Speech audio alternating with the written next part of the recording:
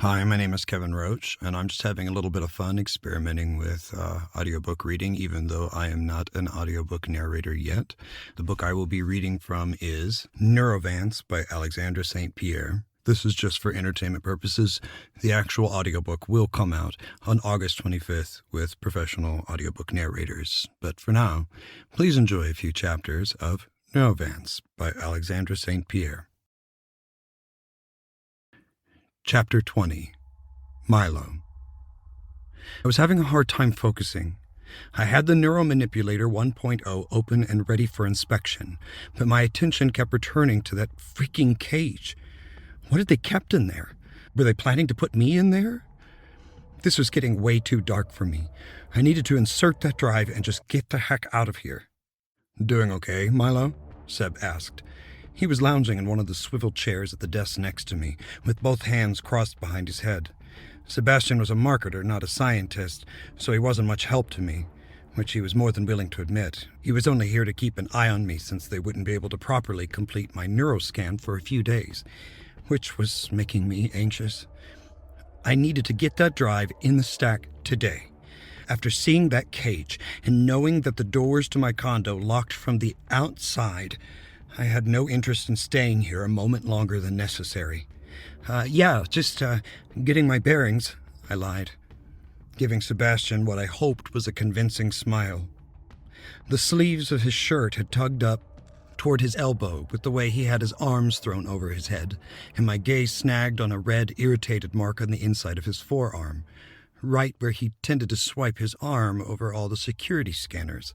I frowned as I was struck with the realization that he hadn't been using a bracelet or a fob sewn into his clothes. It was an implant. Okay, yeah, definitely need to get the heck out of here. Just then, Seb's phone chimed, and he slipped it out of his pocket. His brow creased as he read whatever message had come in before glancing back up at me. He looked worried, scared even. Probably a message from Luke. I have to pop out of here for a few minutes. I'll be right back. Don't move, okay? Stay right there in that seat until I get back. I don't want to be that guy, but there are cameras and I'll know if you move, so please just stay. Sure, I replied, and Seb nodded in thanks before getting up and jogging back to the elevator. I watched the elevator light turn from red to green, indicating that he was back on the main floor, and I bit my lip. I eyed the cage wearily, my gaze darting from the iron bars to the camera Seb had pointed out, and I hesitated. Just then, my phone went off too. Unknown. Seb is gone. Why haven't you inserted the drive yet? Milo. Because there are cameras. They're going to know. Unknown. Don't worry about the cameras. There won't be an issue once you insert the drive. Milo. But there's a freaking cage down here, and I am freaking out. Unknown. Just fucking do it, Milo. What did I say about questioning me? Milo.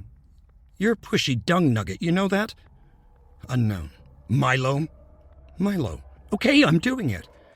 Taking a deep, shaky breath, I forced myself to get up and cross the room to the stack of modems and drivers that controlled all the tech in the room. The war drive was a simple USB stick, and it took all of 3 seconds for me to find an empty port and install it. A tiny light on the side of the drive lit up, and I watched as it blinked once, twice, 3 times before a friendly, feminine voice flooded the speakers in the room. That's better. Thank you, Milo. Nova? I asked, recognizing her as the Forgotten's AI. The one and only, she chirped. I felt the corner of my mouth twitch. Things are going to get messy for a bit. But just do what we say, and you'll be back with your mom soon, okay? Yeah, okay, I agreed, just as the muffled sound of what sounded like an alarm began to sound outside the cave. Warning. Warning. All Neurovance employees are asked to evacuate immediately. This is not a drill. I repeat, this is not a drill. I frowned, wondering for a moment if I should use this opportunity to escape, when Nova's cheerful voice interrupted my thoughts. Just stay put, Milo. He's coming. I didn't need to ask who was coming, and my suspicions were proven correct when the elevator opened to reveal the masked man who had turned my entire life upside down. Chapter 21. The Forgotten. I was so fucking close. Milo was standing next to the stack, looking as shell-shocked as I was feeling. The cage that I had spent most of the last 2 years rotting in mocked me, and I did my best not to look at it so I could focus on the task at hand. It would be nothing but a pile of rubble soon. Making a beeline for the desks, I quickly sorted through the devices scattered across the matte black surface. I was looking for a very specific neuroextractor. I needed it to finish the last phase of this plan, and it was the only reason I had come back to this hellhole in the first place. It took longer than I would have liked, as it seemed the good doctor must have had someone else screwing around in my place once I had escaped, but I finally found it. I had scratched a small heart into the casing of the one I needed. Back in the early days, when I still had some semblance of hope left. Resisting the urge to literally punch the air in triumph, I stuffed it into one of the pockets in my tactical pants that had a zipper, so I had no chance of losing it if I needed to fight my way out of here. Finally, I was able to turn my attention to Milo, who was pale and shaking like a leaf. Nova's evacuation notice was still blaring, and I had a feeling that we didn't have much time to get out of here before I would need to start shooting my way out. "You want to see your mom?" I asked, turning my entire head to face him so he would understand I was looking at him, even with the mask. He nodded, his brown eyes wide and almost comically large behind those big glasses of his. I held out a gloved hand to him, and like a tiny, trusting woodland creature, he came to me. He slipped his fingers into mine, and even through the leather I felt a shock of comfort, knowing that I was touching him and that he was safe. "Then try to keep up. Things are going to move very quickly. No matter what happens, stay close. You stick with me and you live. Understood?" He stared at me, quivering slightly in terror, and as much as I wished I had time to be patient with him, I fucking didn't. "Milo," I barked, and he jumped. "Is that understood?" I repeated, slipping one of several handguns I had on me out of a holster on my harness. Milo stared at the gun and swallowed, but to my relief, he nodded and managed to get out a shaky, "Yes, I understand." "Good. Let's go." Chapter 22, Milo. I thought I was ready. I wasn't ready. The Forgotten led me out of the cave and through the depressing but now deserted research floor. It wasn't until we were out the front door of Neurovance that I understood the magnitude of what was happening. It was chaos. I think I read in the handbook that thousands of people lived on campus, and right now every single one of them was sprinting towards the exit. Nova's evacuation notice was still blaring from all the speakers, and if it weren't for the Forgotten gripping my hand so tightly in his, I might have been swept away in the massive crowd of rushing bodies. The Forgotten was not heading toward the exit like I had expected. He was moving upstream, for a lack of a better word, and there were a few times where I had been jostled so hard I was sure he might let go. To my horror, every time that happened, he wordlessly shot whoever had run into me, and the sound of the gunshot seemed to be an effective deterrent for several minutes at a time as we continued to move against the flow of the crowd. You can't just shoot people," I screamed, struggling to be heard over the blaring alarm, but the Forgotten just snarled. "I can, and I fucking will. This isn't a game, Milo. If it's them or us, it's going to be fucking us." Jiminy Christmas, this man was a freaking psychopath. Finally, after what felt like an hour, but was more likely only a few minutes, the Forgotten jogged off the main road and down the street I'd never been on before.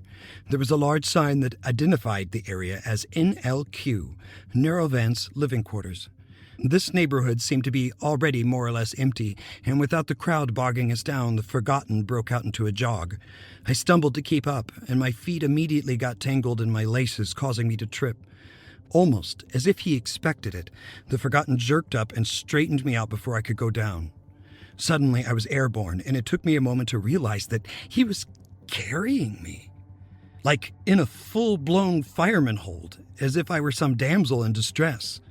He tucked me close against his chest, and I was hit with that overwhelming woodsy scent of birch and oak.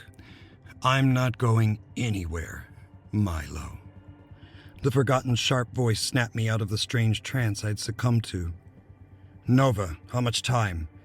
T-2 minutes, and then the wall will go down. Hurry up. Copy. The Forgotten broke out into a full-blown sprint, and I instinctively threw my arms around his neck to steady myself as he ran. We passed what looked like grassy residential streets lined with white, cube-like homes. The Forgotten began to slow his pace after turning down an even quieter street, and I caught sight of the green street sign as we approached two cubes that were wrapped in what appeared to be caution tape. Amygdala Avenue. My scalp tingled. The Forgotten snorted and shook his head. They put all that up for his benefit, I guess, he muttered. I assumed to Nova. Yep, in case he ever accidentally wandered down there. The Forgotten set me down and pointed to the roped-off homes. I wanted you to see this before they're gone, he said, and I frowned, glancing up at him in confusion. What do you mean before they're gone? T-1 minute, Nova chimed. Wait, did you set bombs? Don't worry about that. Worry about this. See those houses? When you look at them, what do you see? What do you feel? I turned my head to face the small, quaint, unassuming structures. Why are you doing this? I asked, as a painful lump formed in my throat. Tears welled in my eyes, and I found, for some reason, it was hurting me to look at these little homes. I didn't understand it, but there was this aching sort of loss, something that felt close to nostalgia. How could you feel nostalgia about something you'd never seen before? Hold on to those feelings, Milo, in case the procedure doesn't work. I wanted you to at least see them. Wait, what procedure? The only person getting a procedure today will be you, Jay. Sebastian's calm, angry voice interrupted whatever the hell was happening between the Forgotten and me. We both spun around to find Seb standing behind us, pointing a handgun of his own at my captor's head. For fuck's sake, the Forgotten rumbled, and even though I couldn't see his face, I knew he was rolling his eyes. Chapter 23. Milo. You gonna shoot me, Sebastian? The Forgotten asked, stepping fearlessly toward the armed man. He was acting as if Seb weren't sighting down at us through the barrel of a freaking gun. There was a slight tremor in Seb's hand, and I caught the roll of his throat as he swallowed. He looked scared. I will if I have to. The Forgotten laughed. Do it then, Seb. Fucking shoot me. Hell, I wish you'd done it ages ago. Would have saved me a lot of fucking pain and trauma. Sebastian looked like the other man had physically struck him, and his gaze darted back to me before returning to the masked man who was still walking toward him as if he didn't have a care in the world. I never wanted... Jay, you know I couldn't do anything with the chip. Well, you're not fucking chipped now, are you? Jay... Before my mind could catch up to what was happening, the Forgotten was pressing his chest directly into the muzzle of Sebastian's gun. You want to shoot me? Then fucking shoot me, he bellowed, and a large tear spilled down Sebastian's cheek. It didn't take long for him to crumble. He dropped the gun to his side, and before I could blink, the Forgotten had disarmed him. Now it was Seb who had a gun pressed to his head, and I gasped in horror as the memory of Melanie's brains exploding out the back of her skull assaulted me. Can't do it, Seb. Then maybe I should shoot you. Put you out of your fucking misery. Sebastian was staring into the glowing blue ring in the Forgotten's mask, and he looked so fucking broken and lost that I couldn't bear it. I never wanted it to be like this, Sebastian whispered, and something in his voice made my heart crack. Stop, I cried, coming forward and tugging on the Forgotten's harness. Let him go, please. Look at him.